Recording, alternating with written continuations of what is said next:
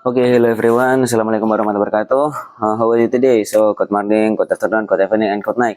Before we start, alhamdulillahirabbil alamin. Wassalatu wassalamu ala asyrofil anbiya'i wal mursalin. Sayyidina wa nabiyyina maulana Muhammadin wa ala alihi wa sahbihi wa libati ajmain. Amma ba'd. Honorable Mr. Dr. Hanifuddin of the as the Director of Laroibani Vida Boarding School Foundation. So today I want to present about order of surah 13 until 41st. So let's start our presentation. Start from Az-Zumar. Az-Zumar means the troops with 75 verses. The place of revelation is Makkah. The name was known since Rasulullah SAW era, taken from 70, 78 and 73 verse. So the name is taken from verses 71st and 73rd verses. So next, about the main purpose is realization of Allah promise that Almighty of all. Next, Surah Ghafir, the forgiver, with 85 verses. The place of revelation is Makkah.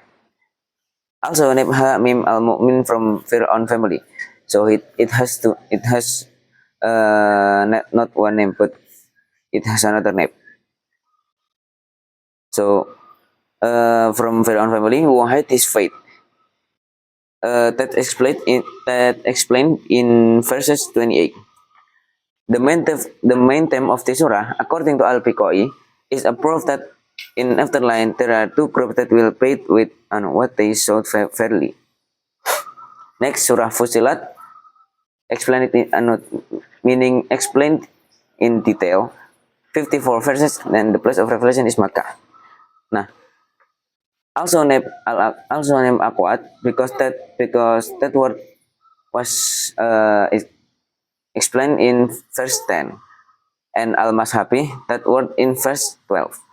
The purpose of the surah is explained that Al-Quran was explained in detail to those who know. Nah, kali ini saya akan mempresentasikan mengenai surah Az-Zumar, surah Ghafir, dan surah Fusilat. Untuk surah Az-Zumar yang artinya rombongan-rombongan terdiri dari 75 ayat dan turunnya di Mekah. Nah, untuk namanya itu telah diketahui sejak zaman Rasulullah SAW. Nah, untuk nama sendiri itu diambil dari ayat 71 dan 73.